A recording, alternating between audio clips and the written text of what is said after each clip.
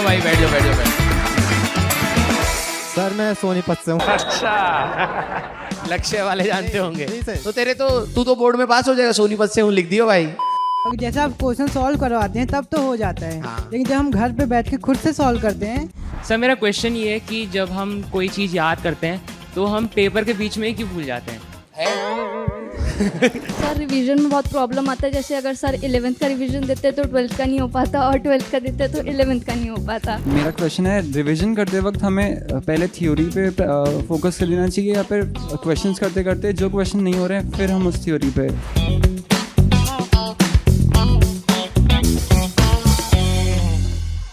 कितना सीरियस हो अपने करियर के लिए, ये पहले बताओ। सर मैं सीरियस तो हूँ। नॉर्मली क्या होता है ना, जो बच्चा 250 पर होता है ना वो भी रो रहा होता है, जो 50 पर होता है वो भी रो रहा होता है।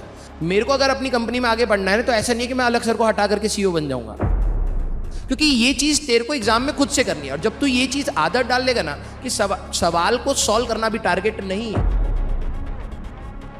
ऑफलाइन में जो भी बच्चे जा रहे होंगे ना, उनके साथ भी ये प्रॉब्लम। अब मैं बताता हूँ इसका मेन रीज़न क्या है।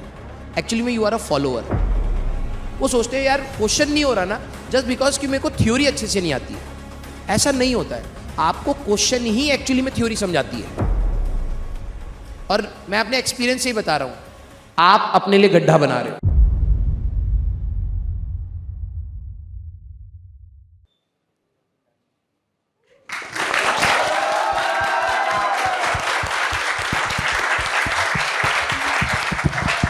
बैठ जाओ भाई, बैठ जाओ बैठ जाओ बैठ जाओ। तो first of all thank you so much कि आप सभी लोग इतने शॉर्ट नोटिस पर आ पाए, क्योंकि शाम की क्लास भी होंगी आप सभी लोगों की, है ना। तो मेरा बहुत टाइम के बाद, जब से मैं ऑनलाइन में आया हूँ उसके बाद बहुत टाइम के बाद मैं फिज़िकली बच्चों से इंटरेक्ट कर रहा हूँ। तो मैं मतलब इंट्रोवर्ट हूँ थोड़ा सा, ठीक है। तो आपकी जितनी भी प्रॉब्लम्स हैं, ठीक है, क्योंकि I want to keep it natural. मेरे को बहुत सारी चीज़ें आपकी प्रॉब्लम बताई गई, मैंने उसको नहीं देखा है, टू बी वेरी ट्रू, ठीक है। क्योंकि मैं जो भी आपसे डिस्कस करना चाहता हूँ, क्योंकि हम लोग यहाँ पे कितने 11th क्लास के बच्चे हैं? अच्छा 11th क्लास अर्जुनास के हैं, है ना। और कितने सारे लक्ष्य के हैं, राइट। आई होप जब ये वीडियो बाहर निकलेगा तो आई थिंक ड्रॉपर्स भी इसको देखेंगे। और आप लोगों की जो प्रॉब्लम्स हैं, जो इन्होंने बताया कि आप लोगों से जो जेनरिक प्रॉब्लम्स पूछी गई हैं, वो कहीं ना कहीं मेजॉरिटी बच्चों के इश्यूज़ हैं, ठीक है। तो बिल्कुल बड़ा भाई मान करके जो आपके दिल में आए, ठीक है, अपार्ट फ्रॉम न्यूसेंस, ठीक है, आप बिल्कुल खुल के मेरे को पूछ सकते हैं। और जो भी 11th क्लास के बच्चे हैं बेटा, आप समझना, जो भी आपके साथ में सीनियर्स बैठे हुए हैं वो कहीं ना कहीं उसी प्रॉब्लम से डील कर रहे हैं, ठीक है। तो आपको उनसे इंस्पिरेशन लेना है कि ये प्रॉब्लम बढ़ने नहीं देनी है, राइट। और जो 12वीं क्लास के हैं वो तो भाई कैसा चल रहा है बोर्ड्स की तैयारी, साथ में खत्म है हालत। कौन सा सब्जेक्ट ज़्यादा बुरा हाल में है? चलिए ठीक है, तो स्टार्ट करते हैं भाई, ठीक है। तो जैसे जैसा आपकी जर्नी रही है, आप प्लीज़ एक बार अपना नाम जरूर बताइएगा, अपना बैच बताइएगा, और जो भी आपकी प्रॉब्लम्स है, मैं अगर आपके आखिरी में मैं इसको रीड करूंगा, अगर कोई प्रॉब्लम रह जाती है, हो सकता है आपसे स्किप हो जाए, तो आप मेरे से बिल्कुल बिंदास होकर पूछ सकते हैं। तो चलिए भाई स्टार्ट करते हैं। कि कोई स्टार्ट करेगा तो बताओ। हाँ सर माय नेम इज़ नैतिक राज। हाँ सर मेरे को प्रॉब्लम है, मैं लक्ष्य जयी से हूँ। लक्ष्य जयी, yes sir. Sir DPP solve करने में थोड़ी प्रॉब्लम होती है स्कूल के बाद और क्लास के होमवर्क के बाद। आप स्कूल गोइंग है? Yes sir. आप में से और 12th क्लास के बच्चे जो स्कूल गोइंग है वो कौन कौन है? क्या यही प्रॉब्लम आपकी भी है कि time management is an issue? अच्छा चलो ठीक है, तो इसको ना मैं साइड रखता हूँ। अब मेरे को एक बात बताओ कि टाइम तो वही है हमारे पास 24 घंटा, राइट? Yes sir. आप कितना सीरियस हो अपने करियर के लिए, ये पहले बताओ। सर मैं सीरियस तो हूँ। हाँ, टाइम अगर आपसे मैनेज नहीं हो रहा, क्या ईमानदारी से जितने भी 12वीं क्लास के बच्चे हो, 11वीं, ध्यान से सुनना, क्या आपका सही में स्क्रॉलिंग में या सोशल मीडिया में टाइम जाता है? जिसका जाता है एक बार हाथ उठा दो ईमानदारी से, क्योंकि देखो यार, अगर आप इंट्रोस्पेक्ट नहीं करना चाहते ना तो उसका कभी रिजल्ट नहीं आएगा। यस, कितने हैं जो टाइम वेस्ट नहीं करते हैं? क्या आपको भी डीपीपी की प्रॉब्लम आ रही है?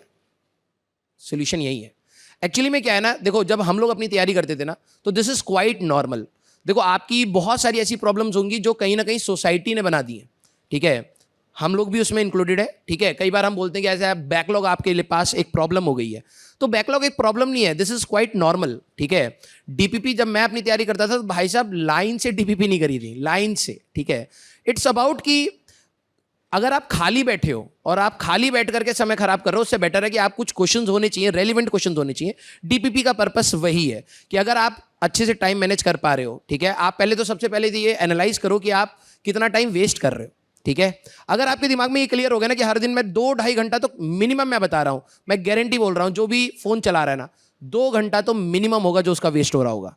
और अगर आप 2 घंटा बचा करके अपने 20 सवाल भी लगा सकते हो ना, तो वहां से आपको ग्रोथ मिलेगी, ठीक है। तो जो डीपीपी का टाइम आपको नहीं मिल रहा है, सबसे पहली बात है कि टाइम निकालोगे कहां से, है ना। तो आपके जो स्कूल के बीच में, जैसे स्कूल गोइंग स्टूडेंट्स हैं, तो आपके जो स्कूल में जाते हैं, देखो सीरियस बच्चे, मैं बता रहा हूँ, मेरे साथ एक स्टूडेंट था निखिल करके, ठीक है। मैं फरीदाबाद से हूँ, ठीक है, सेक्टर 17 मॉडर्न विद्या निकेतन से मैं पढ़ा हूँ। तो वो बच्चा ऐसा था जिसने कोई कोचिंग नहीं ली, और मैंने देखा था यार वो भी सही है, कर रहा है, तो मैंने भी कोई कोचिंग नहीं ली। हमारे पास पर्याप्त समय होता था स्कूल में, वो पढ़ता था, हम बर्बाद करते थे, ठीक है, इसलिए ड्रॉप लेना पड़ गया हमें, ठीक है। अगर आप अपने स्कूल जा रहे हैं तो आपके स्कूल में सीरियस बच्चों के पास ना इनफ टाइम होता है, बिलीव मी, इनफ टाइम होता है। निकालने वाले के ऊपर डिपेंड होता है कि आप डीपीपी के लिए टाइम कैसे निकालते हैं, ठीक है। आप अपने स्कूल में जाइए, आपके जो फ्री टाइम बच रहा है वहां पर आप अपने कुछ सवाल लगाइए, और ये मान करके रखिए कि कुछ सवाल छूटेंगे, कुछ सवाल नहीं होंगे, उसका लोड नहीं लेना। आप अपना 100% दे पा रहे हैं ईमानदारी से, वो मैटर करता है, ठीक है। Okay sir, thank you sir. You welcome बेटा। सर माई सेल्फ शाश्वत तिवारी। सर मैं अर्जुना जे 2.0 बैच से हूँ। सर ये Very good. पूछना था कि अगर जैसे आप क्वेश्चन सॉल्व करवाते हैं तब तो हो जाता है, हाँ। लेकिन जब हम घर पे बैठ के खुद से सॉल्व करते हैं तो सर माइंड में आता ही नहीं कि हम क्वेश्चन को सॉल्व कैसे करें, कि मतलब कि इसके अप्रोच कैसे करें कि हम कि खुद से अपना क्वेश्चन सॉल्व कर पाएँ। ये प्रॉब्लम नहीं है। ऑफलाइन में जो भी बच्चे जा रहे होंगे ना, उनके साथ भी ये प्रॉब्लम है। अब मैं बताता हूँ इसका मेन रीज़न क्या है। एक्चुअली में यू आर अ फॉलोअर, तू लीड नहीं कर रहा है अपने सब्जेक्ट्स को।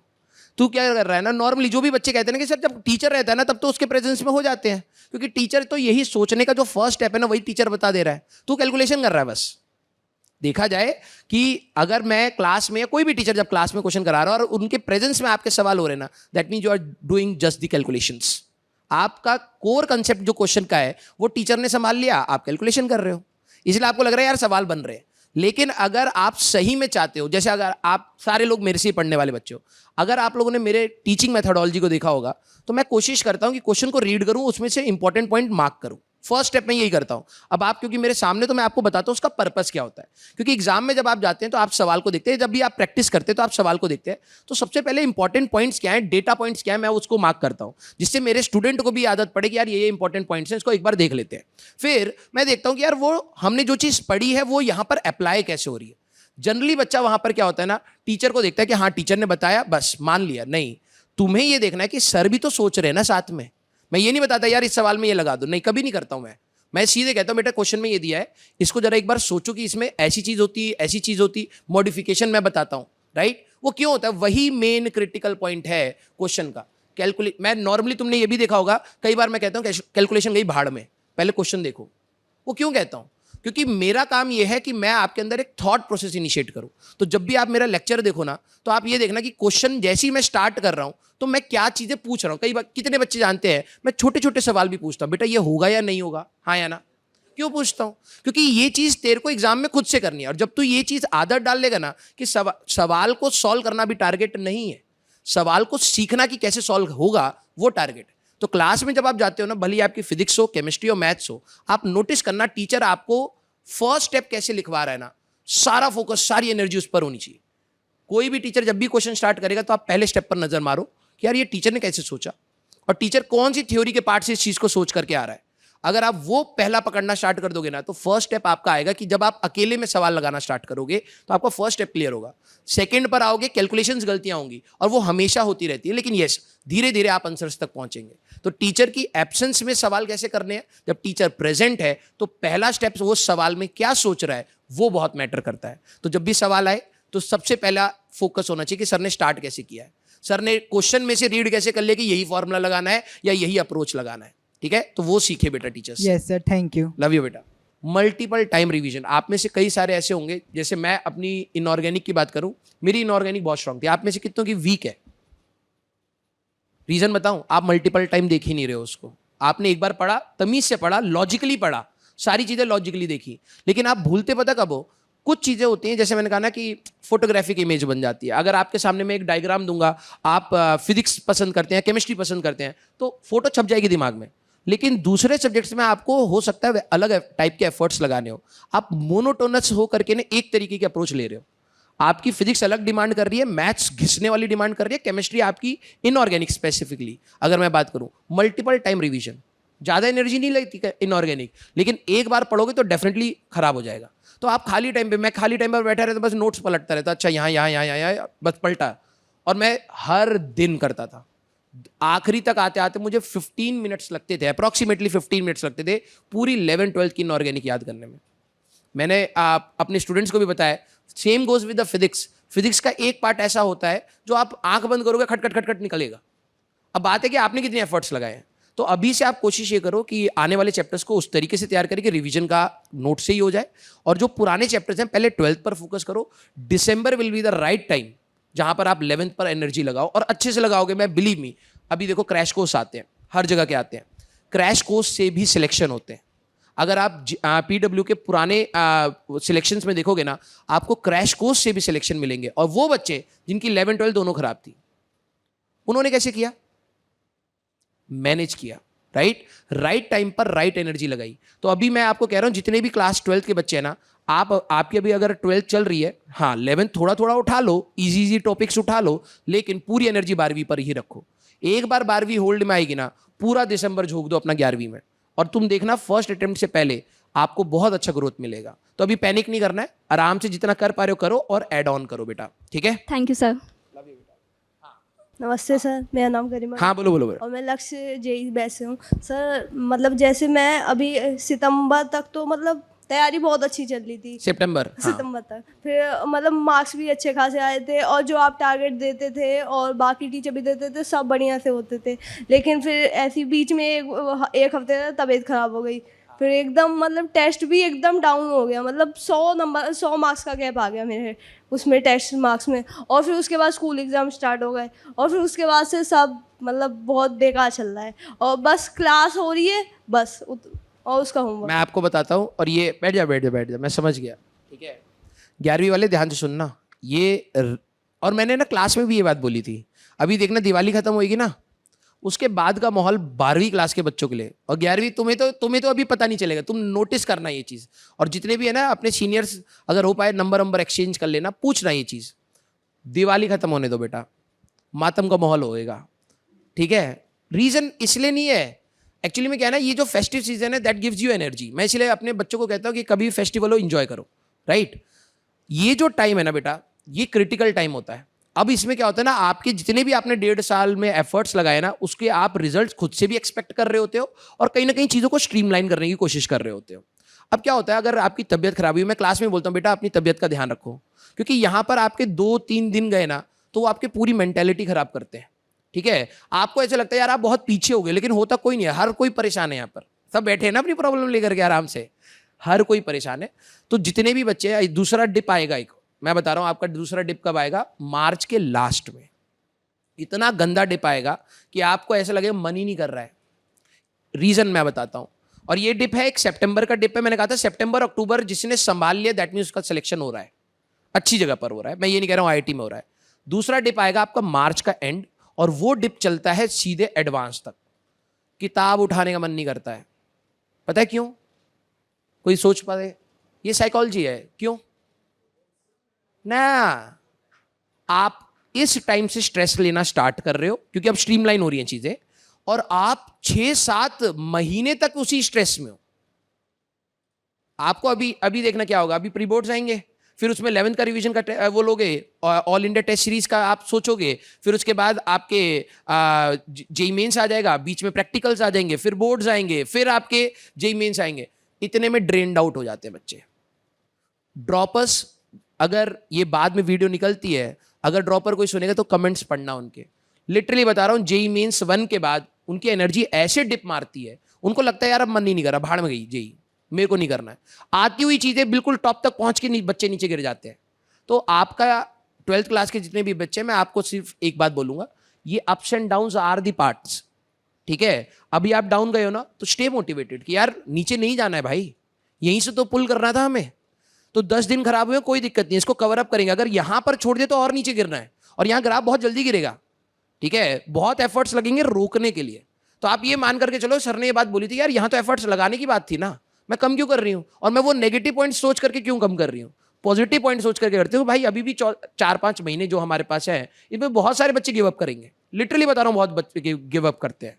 ठीक है, 11वीं क्लास के बच्चे भी एनर्जी से आएंगे, आखिरी तक आते आते सेचुरेट हो जाएंगे, राइट। तो अभी आप ये सोचो कि भाई this is the right time, चीजें खराब हो रही है, बहुतों के लिए हो रही है, ठीक है, यहीं से सुधारना है, ठीक है। तो स्टे मोटिवेटेड बेटा, ठीक है। हाँ चलो बेटा बताओ। Good afternoon sir I am Neha. Sir आप जिस तरह से पढ़ाते हो और आपका सेंस ऑफ ह्यूमर जो है ना, मतलब उसने मेरे को फिज़िक्स से अलग ही प्यार करा दिया। मतलब फिज़िक्स मेरा फेवरेट सब्जेक्ट है, और मैं अभी आपसे ये पूछना चाहती हूँ कि टेस्ट में मैं अपनी स्पीड और एक्यूरेसी कैसे बढ़ा सकती हूँ। देखो अगर आप हुसैन बोल्ट को बोलोगे कि यार कि तेरे को बहुत तेज दौड़ना है, बैठ जाओ, ठीक है, तो क्या वो अचानक से थोड़ा ना दौड़ेगा, उसने भी तो टेस्ट दिए होंगे ना, प्रैक्टिस करी होगी ना।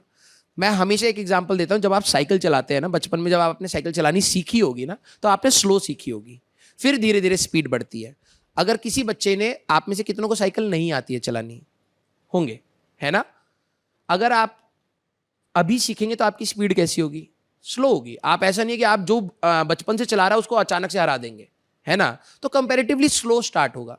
तो जैसे आप टेस्ट की बात कर रहे हैं ना, आप लोगों ने ईमानदारी से देखना, आपने टेस्ट बहुत कम दिए होंगे, छूटे होंगे टेस्ट, ठीक है। डीपीपीज को आप टेस्ट के फॉर्मेट में नहीं देते, आप डीपीपी को एज अ रिलैक्सेशन फॉर्मेट में देते हैं। हाँ ठीक है, 10 में से 5 सवाल हो गए, ठीक है, नहीं तो कोई दिक्कत नहीं। अब बात यह है कि अगर आपका सही में ईमानदारी से ये प्रॉब्लम है ना, तो आप अपनी डीपीपी को एज अ टेस्ट दीजिए, आप उसको भी अपना टाइम बाउंड होकर के टेस्ट दीजिए कि यार मेरे को इतने टाइम में करना है और मैं देखती हूँ कितने सवाल हो पाते हैं। तो जिस चीज़ की आप प्रैक्टिस करते चले जाएंगे, डेफिनेटली आप उसमें एक्सेल करेंगे। तो जिसने साइकिल नहीं चलाई है, डेफिनेटली वो अगर अब स्टार्ट करेगा तो स्लो स्टार्ट करेगा। आपके जैसे बहुत सारे बच्चे होंगे जो अब टेस्ट देना स्टार्ट करते हैं, पूरे साल टेस्ट नहीं दिया क्योंकि एक फियर था कि मार्क्स आ जाएंगे और पता लग जाएगा कि तैयारी खराब थी, तो उससे बचने के लिए वो टेस्ट नहीं देते हैं। लेकिन जब ऑल इंडिया टेस्ट सीरीज आती है, फिर कहते हैं यार मेरे को आता तो था, मैंने थ्योरी तो पढ़ी थी, लेकिन मेरे मार्क्स नहीं आ रहे, क्योंकि अब वो साइकिल चलाना स्टार्ट कर रहे हैं, ठीक है। तो आप अपने एग्जाम से पहले, जैसे अभी है ना, आप रेगुलर बांध लीजिए। अगर आपकी ये प्रॉब्लम है तो संडे को मैं अपना एक डीपीपी, 3 डीपीपी दूंगी और एज अ टेस्ट फॉर्मेट दूंगी, टाइम बाउंड होकर के मैं उसको दूंगी, और वहां से आपको अपने आप अपनी स्पीड पकड़ में आएगी, ठीक है। तो टाइम बाउंड हो रही है। अब जिनका इशू है, देखो मैं ये भी क्लास में कहता हूं, लर्निंग टाइम पर टाइम बाउंड नहीं होना है। एक सवाल जब आप पढ़ रहे हैं ना, 10 सवाल जैसे होमवर्क दिए, तो अगर आपको लग रहा है यार ये तो बहुत समय ले, अच्छा किस किस को ये एंग्जाइटी होने लगती है, यार मैं 3-5 मिनट से एक ही सवाल पर बैठा हूं, ये मेरी वाली प्रॉब्लम है, ठीक है। मेरे को भी ऐसा लगता था यार मैं मैथ्स 20 मिनट हो गए, एक सवाल सोच रहा हूं, दिमाग में कुछ आ ही नहीं रहा है कि यार इसमें करूं क्या, पहला स्टेप ही नहीं सोच पा रहा हूं मैं। ये मेरे साथ बहुत बड़ी प्रॉब्लम थी, और वो एंग्जाइटी इतनी बढ़ गई कि फिर मैंने कहा भाई भाड़ में गई मैथ्स, मैं 2 सब्जेक्ट बनाऊंगा अपने, केमिस्ट्री और फिजिक्स।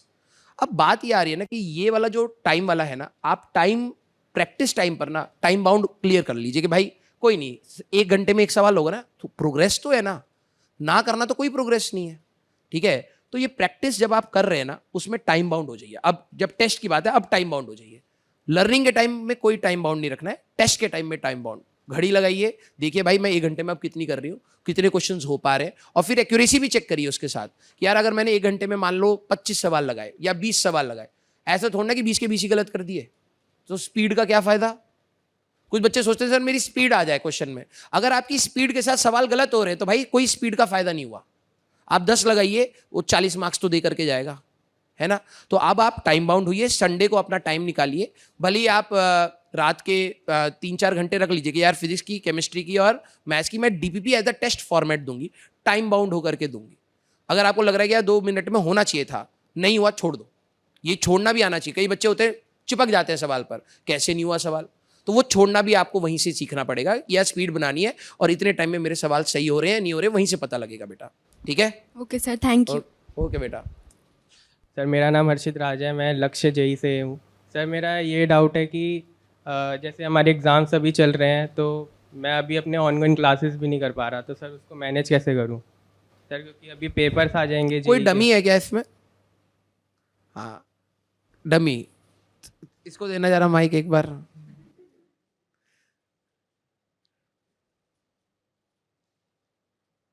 पूरा दिन अच्छे से 100% एफिशिएंट होके पढ़ लेता है? नहीं सर। सोल्यूशन यही है। प्रॉब्लम हर बंदे के पास है। तू तेरे साथ प्रॉब्लम पता है क्या, तू ये सोच रहा है स्कूल और उसको मैनेज करना है, और ये एकलौती चीज में भी आलस के मारे बैठे हुए हैं। अगर तूने डमी लिया होता ना, बिलीव मी, तेरा अगर मैं माइंडसेट, तेरे को ये लग रहा है कि तेरे स्कूल की वजह से तू मैनेज नहीं कर पा रहा है, ये है ना कि भाई कभी कोचिंग का पढ़ना है, कभी स्कूल का होमवर्क करना है, कभी स्कूल के टेस्ट हो गए, अब मेरी यहाँ की क्लासेस छूट गई। ये साथ में हमारे भाई साहब बैठे हैं, ये चिल होकर के खराब कर रहे हैं, ठीक है। तो अगर तेरे को उठा करके मैं उसकी पोजीशन पर डालूंगा ना, तेरे से भी वही दिक्कतें होंगी, ठीक है। प्लीज ट्राई टू अंडरस्टैंड, जिन प्रॉब्लम्स की आप बात कर रहे हैं ना, ये नॉर्मल है भाई। स्कूल गोइंग स्टूडेंट, मैं आपके दिमाग में बस यही बताना आ रहा हूँ, जो भी आप प्रॉब्लम फील कर रहे हैं, फर्स्ट ऑफ ऑल ये समझिए कि ये प्रॉब्लम नॉर्मल है। ऑब्वियस सी बात है, इतनी सारी चीज़ें, मैंने अभी इसको बोला कि इतनी सारी चीज़ें हमें 11वीं 12वीं में पढ़नी है, कोचिंग वाले डिटेल में जा रहे हैं और आपके स्कूल वाले भगा रहे हैं, वो अलग टाइप का प्रेशर दे रहे हैं, तो कुछ चीज़ें तो छूटेंगी। और आपको ये लग रहा है कि यार मेरी ये चीज़ें छूटने की वजह से मेरा सिलेक्शन नहीं होगा, ये गलत है, बिल्कुल गलत है। हर बच्चे के साथ यही प्रॉब्लम हो रही है। इसमें जो बेटर मैनेज कर रहा है, परफेक्ट मैनेजमेंट की बात नहीं कर रहा हूं, आप लोग सभी लोग एक्चुअली में हर चीज में परफेक्ट मैनेजमेंट ढूंढ रहे हैं कि यार मेरे डीपीपी हो तो सारी हो जाए, मेरा होमवर्क हो तो सारा हो जाए, मेरे मॉड्यूल हो तो सारे हो जाए, मेरे लेक्चर्स सारे हो। You are finding a perfect solution, जो एक्चुअली में इस तैयारी में नहीं है। इसमें परफेक्ट जितना आप अपनी तरफ से कर सकते हैं उतना करिए, ठीक है। स्कूल के टाइम को अगर आप देखें, जो कोचिंग वाला, अब आप कह रहे हैं कि मेरे स्कूल के एग्जाम थे तो कुछ चीज़ें छूटी हैं, तो मैंने ये चीज़ समझी थी, मैंने अपने लेक्चर्स की ड्यूरेशन को उस समय थोड़ा कम करा कि आप पे लोड ना आए। तो अगर आपने उस समय पढ़ा होता ना, अपने स्कूल को तैयार करा होता, तो आज स्कूल में आप जाकर के अपनी कोचिंग के नोट्स के या फिर आप अपने क्वेश्चंस को प्रैक्टिस कर सकते हैं। करने वाला रास्ता ढूंढ लेता है बेटा, ठीक है। आप लोगों ने कई सारे एग्जाम्पल सुने होंगे जहां पर बच्चे वर्क भी कर रहे हैं, घर भी चला रहे हैं और पढ़ ले जा रहे हैं। अगर मैं उनको बैठा करके पूछने लगूँ ना, बेटा कि तेरे को प्रॉब्लम है, वो भी गिना देगा, लेकिन वो रास्ता ढूंढ रहा है उन प्रॉब्लम के साथ सोल्यूशन निकालने का। तो प्लीज अपना माइंडसेट क्लियर करिए कि मेरे को सोल्यूशन चाहिए, और ये सोल्यूशन मैं कैसे ढूंढूंगा, देखो करना आप ही लोगों को है। हम लोग क्या कर रहे हैं, हम आपको असिस्ट कर रहे हैं, आपको सपोर्ट कर रहे हैं कि आप साइकोलॉजिकली ये फ्री रहें कि हाँ यार ये चीज़ करनी है हमें, राइट। आप अपने टाइम को एक बार मैनेज करने की कोशिश करिए, believe me you will find it better, कि हाँ आप स्कूल में अपना टाइम वेस्ट नहीं कर रहे हैं, आप पढ़ रहे हैं, और आखिरी के 3 महीने भी पढ़ लिए ना अगर आपने स्कूल में तमीज से, आपको बहुत ज़्यादा ग्रोथ मिलेगा। तो दिस इज नॉट अ, मतलब मैं ये नहीं कहूँगा कि मैं हर चीज़ को, आपकी प्रॉब्लम को डिस्कार्ड कर रहा हूँ, मैं कह रहा हूँ आप अपनी प्रॉब्लम को थोड़ा सा टोन डाउन करिए। प्रॉब्लम है लेकिन इसको टोन डाउन करिए, और जैसे आप टोन डाउन करोगे then you will find the solutions. नहीं तो आप problem problem problem problem all time दिमाग में प्रॉब्लम रहेगी। उसको टोन डाउन करिए, हाँ यार ये प्रॉब्लम हो रही है, इसको करूँ क्या। और करने का तरीका यह है कि स्कूल में थोड़ा सा मैनेज करता हूँ, थोड़ी स्लीप को अपना डिप्राइव कर लेता हूँ, इतना भी नहीं कि खराब हो, थोड़ा सा स्लीप कम करता हूँ। जहाँ जहाँ पर मैं टाइम वेस्ट कर रहा हूँ उसको काट दो भाई। सोशल मीडिया यूज़ कर रहे हो कहीं ना कहीं फॉर्म से, भले ही वो यूट्यूब के फॉर्म से हो या फिर इंस्टाग्राम हो, फेसबुक हो, जो भी हो, अगर आपको सही में प्रायोरिटी क्लियर है कि यार मेरे लिए प्रायोरिटी मेरा एग्जाम है, अभी बस 5 महीने बचे हैं यार, इसी में जो भी होना है, नहीं तो 1 साल और देना पड़ जाएगा मेरे को, प्रायोरिटी अगर क्लियर है ना, तो काट दो ना यार अपने सोशल मीडिया। 5 महीने के लिए तो सेक्रीफाइस कर ही सकते हो, कर लिया ना 1.5 साल, तो टाइम यहाँ से निकल जाता है, ठीक है। और देखो मैं सोशल मीडिया यूज़ नहीं कर रहा हूँ, बट स्टिल मेरी लाइफ अच्छी है ना। तो ऐसा बहुत बड़ा कुछ हो सकता है, मैं शायद मिस कर रहा हूँ, लेकिन मैं मिस करने के बाद भी खुश हूँ, ठीक है। हो सकता है मैं कोई बहुत बड़ा सेलिब्रिटी बन गया होता या बहुत बड़ा कुछ बन गया होता, हो सकता है मेरे पास डील जा रही होती, मेरे को और कोचिंगें पकड़ रही होती, फ़ायदा हो सकता था, लेकिन मेरे को नहीं चाहिए वो, मैं खुश हूँ। तो आप वो अपनी डिस्ट्रैक्शंस को हटाइए, और उन डिस्ट्रैक्शंस को हटा करके जो टाइम बच रहा है ना, ईमानदारी से अपनी पढ़ाई पर लगा दीजिए। बिलीव मी थोड़ा थोड़ा ग्रोथ आएगा बेटा, ठीक है। हाँ यहाँ पर कोई था। हाँ नमस्ते सर, मेरा नाम राज श्रीवास्तव है, मैं अर्जुना जेई 2.0 से में पढ़ता हूँ।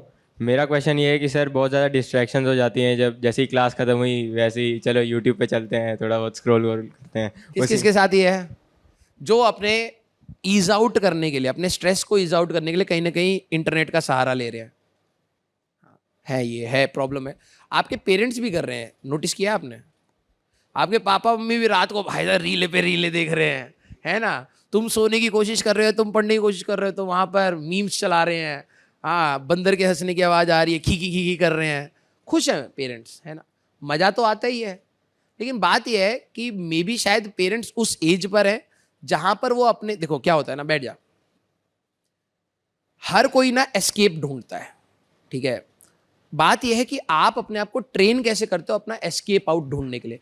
ऑल टाइम मैं भी काम करना पसंद नहीं करता, दिन में मैं भी कोई ना कोई एक ऐसा काम करता हूँ जिसमें मेरे को लोड ना हो यार, भले ही मैं बैठा हुआ हूँ या गाने सुन रहा हूँ या सो रहा हूँ या कुछ पढ़ रहा हूँ।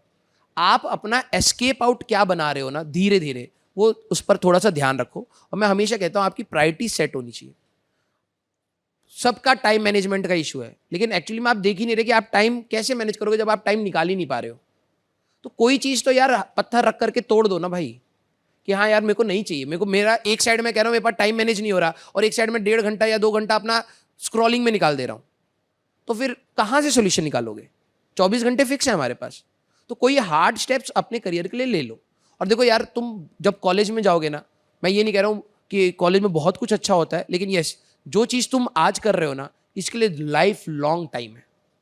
तुम 12वीं क्लास का पेपर 30 की उम्र पर नहीं दोगे, तुम जेई का एग्जाम 28 की उम्र पर नहीं दोगे। तुम समझो तुम जिस जगह पर हो ना, इसका टाइम दोबारा नहीं आएगा। मैं ये नहीं कह रहा हूँ कि ये तुम्हारी पूरी लाइफ डिसाइड कर रहा है, नहीं, लेकिन ये एग्जाम तुम बाद में ना सोचो ना यार कि मेरे को देना है दोबारा, तुम नहीं दे पाओगे। ठीक है, तो प्रायोरिटी सेट करो यार, मेरे लिए ना अभी मेरे पास लिमिटेड टाइम है इस चीज़ के लिए, एक बार फोकस होकर के इसको निपटा लेते, उसके बाद कर लेंगे ना यार, कौन रोक रहा है? पेरेंट जब तेरे को 11वीं 12वीं में फोन देकर के तू रील चला रहा है या तू डिस्ट्रैक्ट हो रहा है या यूट्यूब चला रहा है, तो पेरेंट बाद में भी तो दे ही रहे हैं ना, कॉलेज में जाके कर लेंगे, right? Please make your priority set कि भाई मेरे लिए पहले इंपॉर्टेंट क्या है। अगर आपके पास टाइम होते हुए अगर आप अपनी प्रायोरिटी से डेविएट हो रहे हैं, डेफिनेटली आप में कहीं ना कहीं कमी है, विल पावर की कमी है। ठीक है, तो प्लीज इंट्रोस्पेक्ट करिए इस चीज़ पर। मैं अपनी लाइफ से एग्जाम्पल दे रहा हूँ, मैं बहुत सारी चीज़ें करता हूँ, ठीक है, लेकिन मेरी लाइफ में ना सुबह उठते मेरे दिमाग में प्रायोरिटी क्लियर होते, भाई आज मेरे को ये चीज़ करनी है, फिर ये करूँगा, ये करूँगा, ये करूँगा, ये नहीं हुआ भाड़ में गया, कोई दिक्कत नहीं है, और बहुत सही चलता है भाई। कम से कम चीज़ों पर हाथ डालो और वो जो जिस चीज़ों को तुमने पकड़ा है ना, उसको अच्छे से करने की कोशिश करो। ठीक है, किसी को ये लगता हो कि यार आईटी जाकर के लाइफ सेट हो जाती है, ये मार्केट में रहता है ना। अगर आप अपने फ्रेंड से पूछोगे ना, normally this is a notion कि आईआईटीज है ना। अच्छा सच बताना ईमानदारी से, तुम जेई की तैयारी में भी कहीं ना कहीं फैसिनेट तो होते होगे ना आईआईटी के कॉलेजेस, आईआईटी के प्लेसमेंट्स एंड ऑल, इन सब चीज़ों से। बिलीव मी, ये सब दिखावा है। अब मैं बोलूँगा तो तुम्हें बुरा भी लग सकता है, बट ये दिखावा है।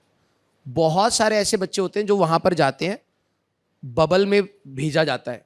और तुमने नोटिस करा होगा, मैं कभी भी आईआईटीज़ की बहुत ज़्यादा बड़ाई नहीं करता हूँ, मैं ये कहता हूँ ये इंडिया के अच्छे कॉलेजेस है, जाओगे अच्छा एक्सपोजर मिलेगा, अच्छी प्लेसमेंट के ऑप्शंस मिलेंगे, but this is not everything, right? तो प्रायोरिटी सेट करो कि यार मेरे को इंडिया के बेस्ट कॉलेजेस में जाना है और वहाँ से मेरे को कुछ अच्छा लेकर के निकलना है। और जो भी आज तुम कर रहे हो ना, कोई भी चीज़, बिलीव मी, कोई भी चीज़, तुम्हें खाना पसंद है, तुम्हें घूमना पसंद है, तुम्हें कपड़े पसंद है, तुम्हें गाड़ी पसंद है, वो सारी की सारी चीज़ें फुलफिल होंगी आज नहीं, आफ्टर जॉब। तो एक अच्छा जॉब तो ले लें पहले यार। तुम जो चीज़ की एस्पिरेशन रख रहे हो, जो चीज़ तुम पाना चाह रहे हो, एक्चुअली में उसके रास्ते में ही तुम नहीं चल रहे हो। तुम सबको एक अच्छा घर चाहिए, गाड़ी चाहिए, है ना, ये सारी चीज़ें बेसिक नेसेसिटी है हमारे लिए, सबको अपना अपना चाहिए, राइट? लेकिन जो रास्ता है उसमें तुम चलना ही नहीं चाह रहे हो, तुम्हें भी पता है एक्चुअली में उसी रास्ते से मिलेगा, ये सभी के दिमाग में क्लियर है, नहीं तो तुम पढ़ नहीं रहे होते। तुम्हें पता है कि भाई मेरे को पढ़ना है, अच्छा एग्जाम क्रैक करना है, एक अच्छे कॉलेज में जाना है, वहाँ से ये सारी चीज़ें मिल सकती है और बेटर वे में मिल सकती है, विद कॉन्फिडेंस मिल सकती है। लेकिन बात है विल पावर कहाँ है? तो प्लीज़ अपने आप को इंट्रोस्पेक्ट करो यार, ये 1.5-2 साल थोड़ा सा घिसना पड़ेगा, कुछ चीज़ें त्यागनी पड़ेंगी कुछ बेटर चीज़ों को लाने के लिए। ठीक है, अपने आप आएगा यार। और खाली टाइम में ना ये मत सोचा करो कि यार चलो रील देख लेते हैं, थोड़ा इंट्रोस्पेक्ट करा करो, कर क्या रहा हूँ भाई मैं। जब तुम अपने आप इंट्रोस्पेक्ट करोगे ना खाली टाइम में, यार कि मेरे को नहीं करना चाहिए था, या ये चीज़ गलत थी, ये मेरे को नहीं बोलनी चाहिए थी, जब तक तुम नहीं सोचोगे सुधार नहीं आएगा। ठीक है, तो खाली टाइम पर जब तुम बैठे हो ना, एक बार इंट्रोस्पेक्ट करो कि whether what ever you have done today और टुमारो और येस्टरडे, वो क्या सही था या नहीं था। ठीक है, अपने आप धीरे धीरे ऑन ट्रैक आएगा। ठीक है, और सर एक और क्वेश्चन था हम सभी का आपसे, सर आप पे कार कौन सी है? अच्छा एक बात, मेरे पास सच बताऊं, अभी मेरे पास चाबी नहीं है, मेरे पास अभी सेंट्रो है। डजेंट मैटर फॉर मी, वही मैं कह रहा हूं ना, for me my priorities are very clear. वो गाड़ी से खुशी नहीं मिलती है, मेरे को काम से खुशी मिल रही है अभी। जिस दिन मेरे को काम से खुशी नहीं मिलेगी, मैं ये भी नहीं करूंगा। मैं अपनी लाइफ में बहुत सारी चीज़ों के लिए बहुत सॉर्ट आउट हो चुका हूँ, मेरे को पता है मेरे को क्या मैटर कर रहा है। बेलिनो से भी नीचे है सेंट्रो, मैं वो चला रहा हूँ और बहुत बुरी हालत में है। बाहर अगर देखो देखना है तो चल के देख लियो, सच बता रहा हूँ। लेकिन डजेंट मैटर यार। मैं देखो एक बात बोलता हूँ, बैठ जा। तुम्हें ये बात पता होगी कि ऑनलाइन के teachers are earning good. Yes, मैं कम में भी काम कर सकता हूँ ना। मैं खाऊंगा तो बेसिक चीज़ें ही खाऊंगा, घर पे भी बेसिक चीज़ें होंगी, लेकिन मैं कम में काम नहीं करूंगा। उसका रीज़न बताऊं क्यों? बिकॉज मेरी वर्थ है। मैं अब कंपनी से हाई अमाउंट इसलिए नहीं ले रहा हूं कि मेरे को लूटना है कंपनी को, नहीं, ये मेरी वर्थ है। मैंने मेहनत करी है भाई इस चीज़ को पाने के लिए। मैं 1 लाख रुपए कमाऊंगा, भले मेरा खर्चा 1 रुपये का, मैं 1 रुपये ही खर्च कर रहा हूं, लेकिन मैं अपनी वर्थ से नीचे पैसे नहीं लूंगा। तो वो जो वर्थ बनाने वाली बात है ना, वो हार्ड वर्क से बनी है बेटा।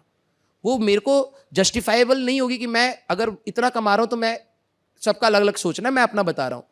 मेरे लिए प्रायोरिटीज बहुत सेट हैं कि मैं एक अच्छा अमाउंट कमाना चाहता हूं क्योंकि मैंने अपने सब्जेक्ट पर मेहनत करी है, मैंने अपने प्रोफेशन पर मेहनत करी, मैंने अपने प्रोफेशनलिज्म को लाया है, मैं अपने साथ लोगों के साथ काम करना जानता हूं, तो मैं उस चीज़ का वर्थ ले रहा हूं। मेरे लिए गाड़ी मैटर नहीं कर रही है, मेरे लिए और कुछ मैटर नहीं कर रहा है, समझ रहे हो? तो डजेंट मैटर कि मैं कौन सी गाड़ी चलाता हूं बेटा, है ना सर। इसीलिए मैं आपको कह रहा हूं वर्क ऑन योर सेल्फ। आपको जो पाना है। एक टाइम था जब मेरे को लगता था कि मेरे को हार्ली डेविडसन खरीदनी है, मैं देखता था यार कि वो 15 लाख की है, मेरे को लगता था यार ये तो अचीव नहीं हो पाएगा। आज मैं 10 हार्ली डेविडसन खरीद सकता हूँ। मैंने खरीदी क्यों नहीं? क्योंकि उस समय प्रायोरिटी मेरे को ऐसा लगता था कि यार मेरी वैलिडेशन मार्केट में या सोसाइटी में या घर में ना, जब मैं कुछ अच्छा करके दिखाऊंगा ना तब होगा। अब मैं उस लूप से बाहर आ चुका हूँ because I know I am doing good. मैं अपने काम के लिए ईमानदार हूँ, मैं अपना टाइम वेस्ट नहीं करता हूँ। मेरे को मूवी देखना है, मैं मूवी देखूंगा, भाड़ में गया उस समय काम। मैं अपने लिए प्रायोरिटी सेट रखता हूँ और मैं अपने बच्चों को भी ये कहता हूँ, अगर आप पढ़ रहे हो ना, अपनी प्रायोरिटी सेट रखो, सब चीज़ें मिल जाएंगी। उसके बाद आप डिसाइड करना है whether you want to enjoy it और नॉट, राइट? तो डजंट मैटर, ठीक है?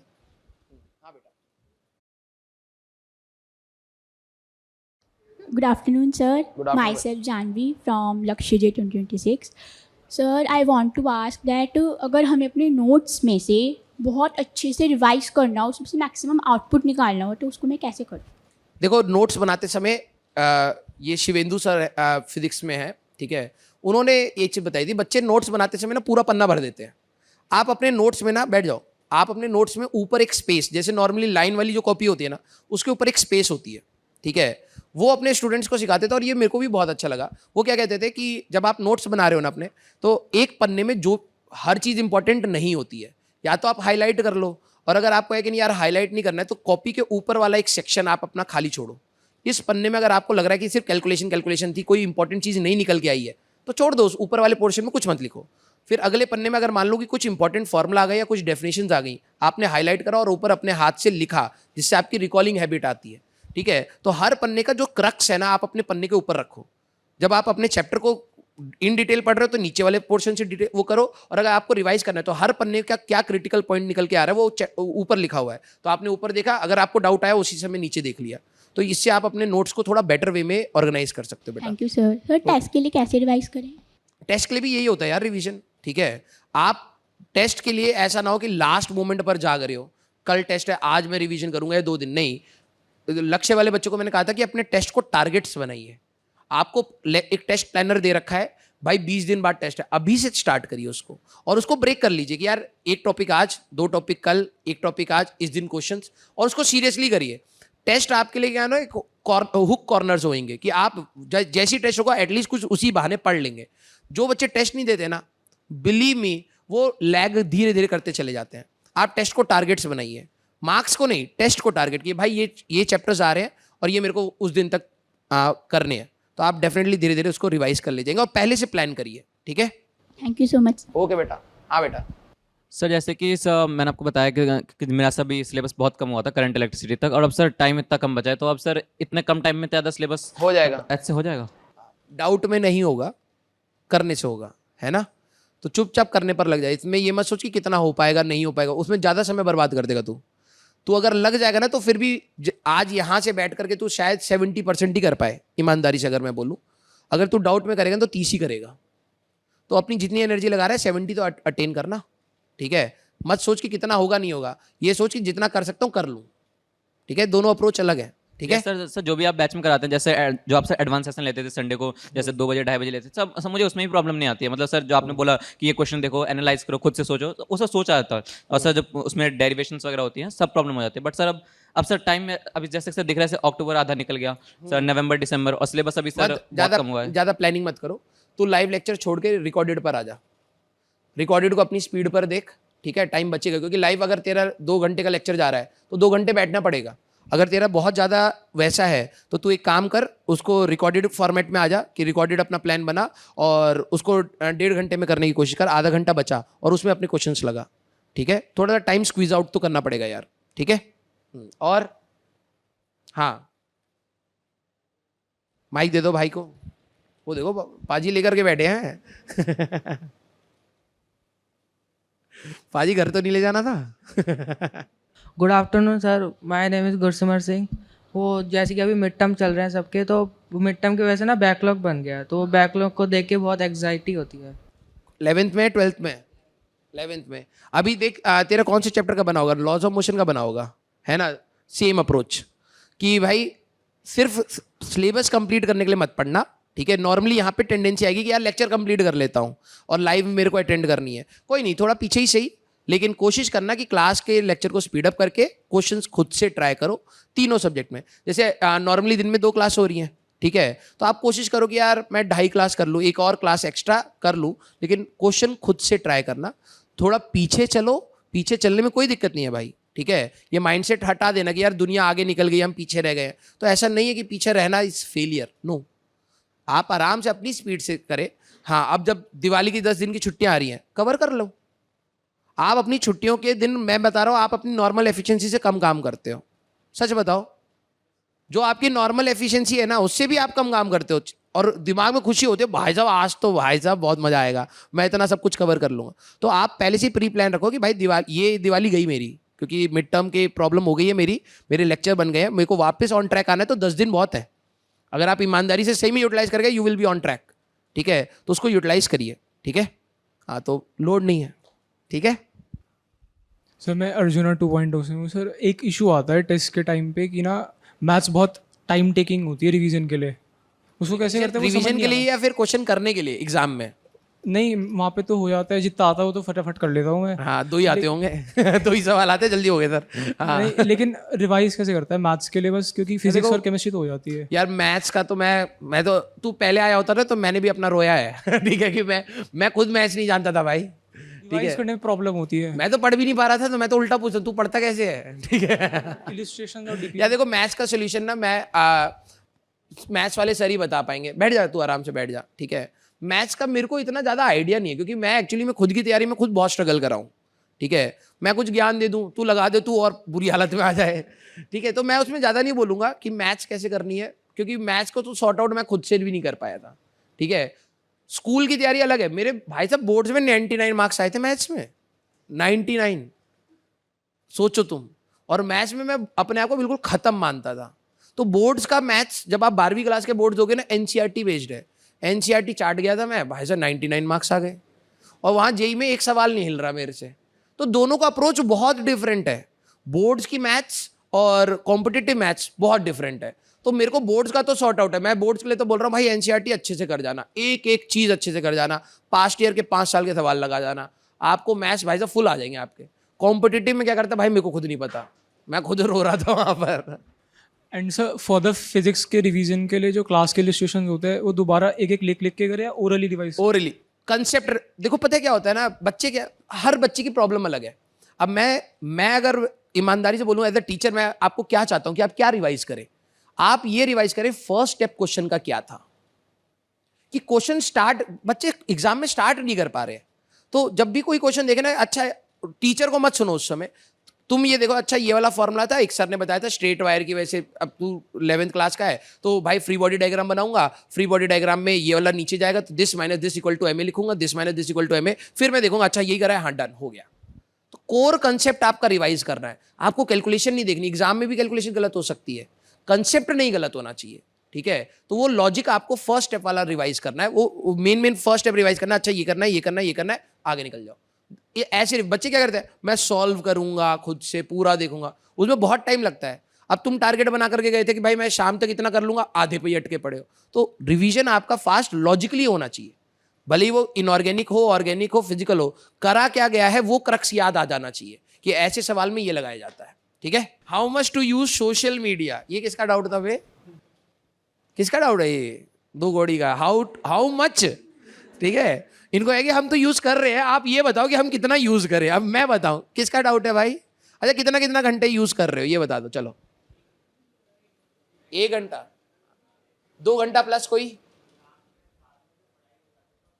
अच्छा, उसके बाद कोई 2 घंटा प्लस वाला भी है? अच्छा भाई 3 घंटा, हाथ कांप रहे लेकिन उठाना चाह रहा है वो मतलब 2 घंटा तुम प्रॉपर दे रहे हो भाई साहब इंटरनेट पर, हैं? अच्छा, किसी की ये भी हो गया कि सोते सोते भी कुछ चला करके सोए? हाँ, यहां तक भी आ गए, हम सोने के लिए भी फोन चाहिए हमें। तो भाई देखो, सही बता रहा हूं, फोन छोड़ दो, लिटरली बता रहा हूं, खत्म हो जाओगे। ठीक है, एक पॉइंट पर रियलाइज करो कि तुम कर क्या रहे हो अपनी जिंदगी के साथ।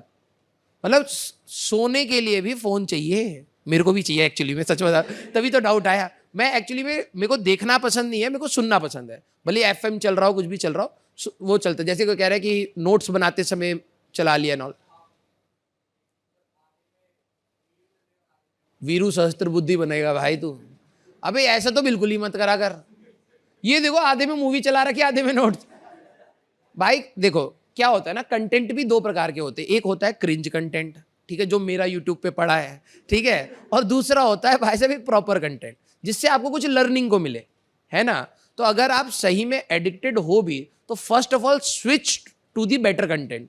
कौन कौन सी बंदर की वीडियो और ये सब देख रहा है? सच बताना, देखे पड़े हैं फालतू के क्रिंज वीडियोस? अब कोई हाथ नहीं उठाएगा, बेइज्जती होने वाली है।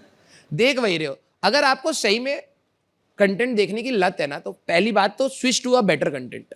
ठीक है, आप कोई हिस्टोरिकल कंटेंट ले लो, जो भी आपको इंटरेस्ट लगता है, और उसको धीरे धीरे मिनिमाइज करो कि भाई अशोका ने लड़ाई लड़ी थी, मेरे को क्या लेने देने, मेरे को पढ़ाई करना है। पहले लॉजिकल पर आओ, फिर लॉजिकल थॉट प्रोसेस बनाओ कि मेरे को नहीं जानना है इतना सब कुछ, ठीक है, फिर धीरे धीरे उसको कम कर दो। क्लियर?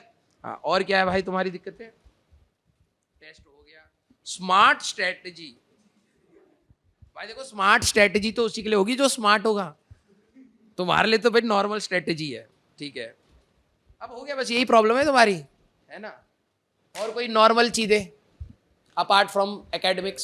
सर जैसे मेरी रात में प्रोडक्टिविटी ज़्यादा रहती है पढ़ने की, और सुबह मेरी स्कूलिंग है जो मैनेज नहीं हो पाती। मतलब स्कूलिंग में क्या करता है तू?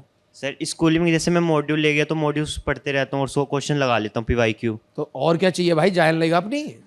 सर यहाँ भाई तो स्कूल में मस्ती कर रहे हैं बच्चे, ठीक है, बहुत सही है भाई। लोड, मैंने बोला था ना, तुम्हारे दिमाग में एक्चुअली में प्रॉब्लम सेट बना दिया गया है। तुम जो कर रहे हो वो प्रॉब्लम है। अरे वो प्रॉब्लम नहीं है। रात को प्रोडक्ट, कई बच्चे होते हैं जो अर्ली मॉर्निंग, कौन कौन सुबह ज़्यादा बेटर पढ़ पाता है, और कौन कौन रात को बहुत बेटर पढ़ पाते हैं। मैं भी उनमें से था। जब ऑब्वियस ही बात है, जब आप रात को पढ़ोगे तो आप सुबह उतना फोकस नहीं कर पाओगे, लेकिन रात को प्रोडक्टिविटी आ रही है तो उसको ढंग से यूटिलाइज कर लो। सर वो तो ठीक है, यूटिलाइज हो जाता है, लेकिन पेरेंट्स नहीं मान पाते ना। पेरेंट्स को क्यों करना है? मतलब क्या, मतलब पेरेंट्स क्या कहते हैं कि तू रात को क्यों पढ़ता है? हाँ, पापा कहते हैं मतलब रात में क्यों पढ़ रहा है, सुबह जल्दी उठ के पढ़ जा। मतलब पापा को कहता हूँ पापा प्रोडक्टिविटी हाई, लेकिन मानते ही नहीं है। नहीं, कोई दिक्कत नहीं है। जरूरी नहीं है कि you have to convince your parent for all the things ना, ठीक है, कोई दिक्कत नहीं है। उनको कहना कि पापा मार्क्स अच्छे आते हैं। मार्क्स स्कूल का तो पता ही है सर कैसा होता है। जो वैसे टेस्ट होते हैं, हाँ वैसे टेक्स्ट में तो आ जाते हैं। तो फिर मार्क्स दिखा दे करके, भाई मार्क्स आ रहे हैं ना, आपको क्या चाहिए? पापा कहते हैं पता लगे तू रात को कह रहा है प्रोडक्टिविटी अच्छी होती है, पापा सो गए, मूवी देख करके आराम से बैठा पड़ा है, मार्क्स 0 ला रहा है, तो घर वाले तो डांटेंगे ही, ठीक है। मार्क्स अगर अच्छे आ रहे हैं तो you don't have to convince your parent for each and everything. आप लोग भी अब एडल्ट्स ही हैं कहीं ना कहीं, राइट सर? लेकिन इसके चक्कर में स्लीप साइकिल भी घट रही है ना पूरी। हाँ तो यार देख, अब तेरे को हर चीज चाहिए, तू भाई 24 घंटा तो नहीं जग सकता ना, ऑब्वियस सी बात है। अगर तेरे को, वही मैं कह रहा हूँ, प्रायोरिटी है कि तेरे को है कि भाई मेरे को रात को पढ़ के मेरे मार्क्स अच्छे आ रहे हैं, तो ऑब्वियस सी बात है कहीं ना कहीं तो सेक्रीफाइस आएगा, वो दिन में आएगा, ठीक है। लेकिन अब वही बात है कि अब तू चाहता है कि नहीं मैं दिन में भी उतना ही एक्टिव रहूं, रात को भी उतना ही एक्टिव रहूं, वो होने नहीं वाला, ठीक है। तो मतलब ऐसी प्रॉब्लम सेट मत बना जो सॉल्व ही ना हो, ठीक है।